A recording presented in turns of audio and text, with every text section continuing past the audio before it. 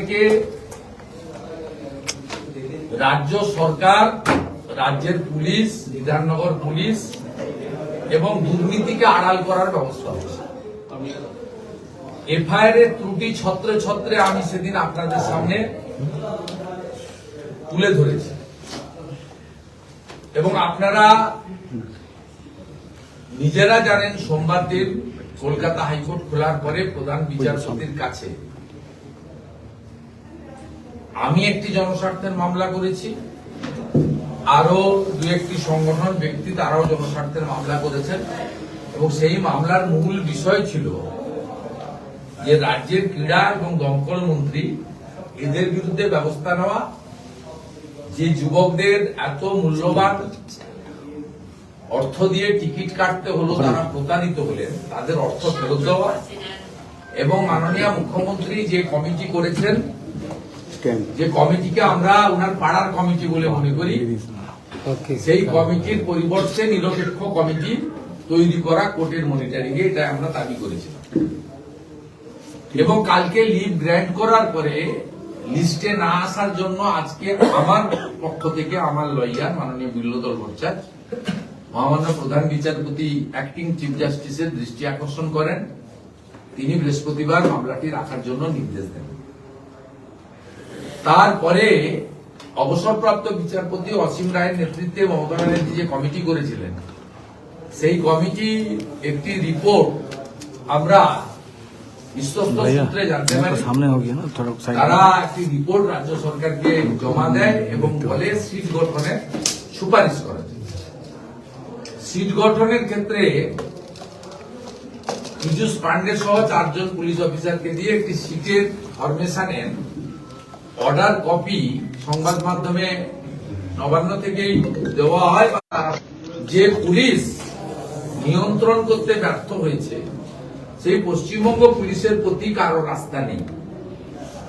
কারণ শতদ্রুর সঙ্গে যদি মনোজ ভার্মার ছবি প্রকাশ পায়, শতদ্রুর সঙ্গে যদি মুখ্যমন্ত্রীর ছবি প্রকাশ পায়, তার মাথায় যদি এত বড় বড় প্রভাবশালীদের আশীর্বাদ এবং হাত থাকে, সেক্ষেত্রে এই রাজ্য সরকারের মনোনীত 4 জন আইপিএস এর নেতৃত্বে যে সিট, তারা কখনোই নিরপেক্ষ তদন্ত করতে পারেন না। প্রথমত, ব্রোকার শতদ্রু এই ইভেন্টটা অন্যজনের করার কথা ছিল, কিন্তু তৃণমূল বা তার মন্ত্রীরা সব জায়গায় টাকা চায় এবং নিজেদের মাতব্বরি ফলাতে চায়।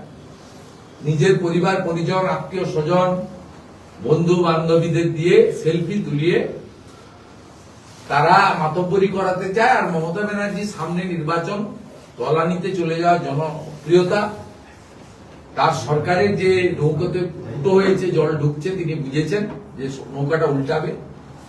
তাই তিনি তার যে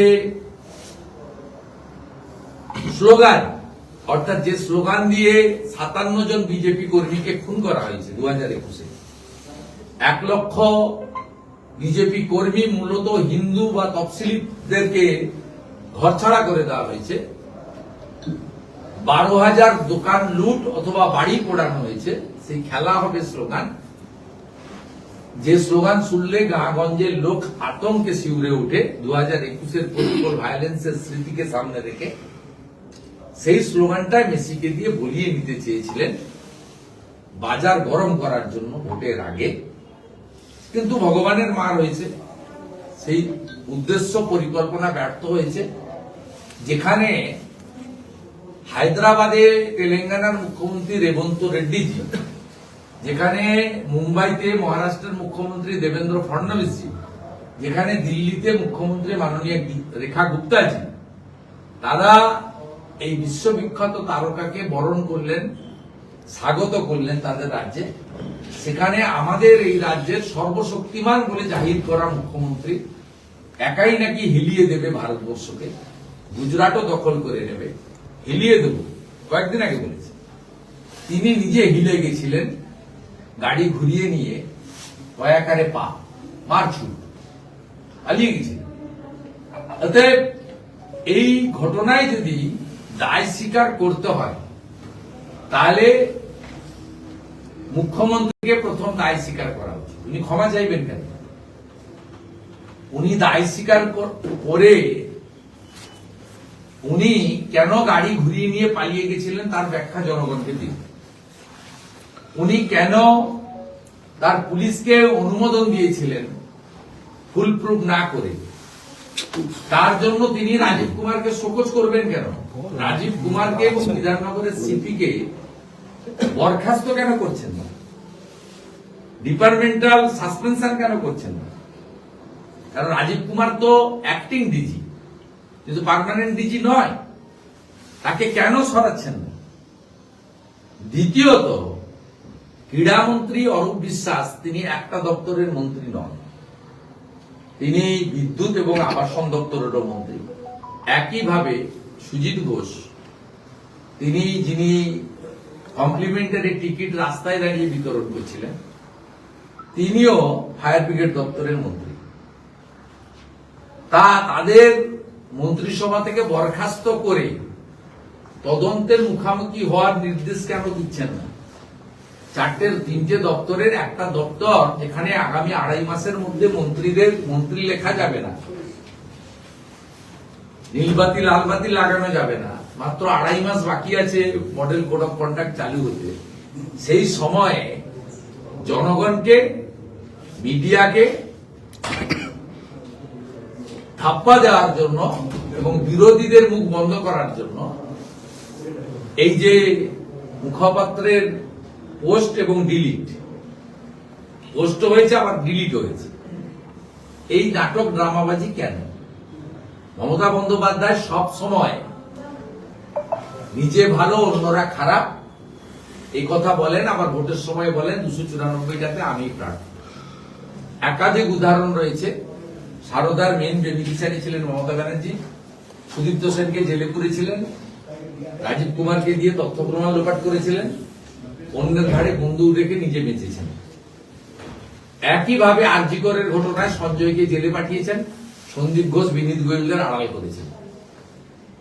একইভাবে কেষ্টমণ্ডলের মাথায় অক্সিজেন কম যায়, ওর পিছনে লেগে আছে ছেলেটার পিছনে, আপনিই বলেছিলেন। আবার গ্রেপ্তার হওয়ার পরে হাত তুলে নিয়েছিলেন। আবার জামিনে মুক্ত পাওয়ার পরে বোলপুরের আইসির মাকে, স্ত্রীকে ধর্ষণ করবে বলার পরেও তাকে পুরস্কার দিয়েছেন। ঠিক একইভাবে শাহজাহানের ক্ষেত্রে বিধানসভায় দাঁড়িয়ে বলেছেন যে ভোটের সময় শাহজাহানকে এরা আটকে রাখতে চায়।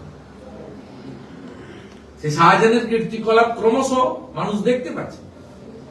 জ্যোতিপ্রিয় মল্লিকের ক্ষেত্রেও বলেছিলেন বালুকে ভাসানো হচ্ছে। 14 বেহালাতে দাঁড়িয়ে বলেছিলেন যে পার্থ এত টাকা রেখেছে, চুরি করেছে, আমি জানতাম না। আপনি বলেছেন। অর্থাৎ আপনি বরাবরই অন্যের ঘাড়ে বন্দুক রাখেন এবং নিজেকে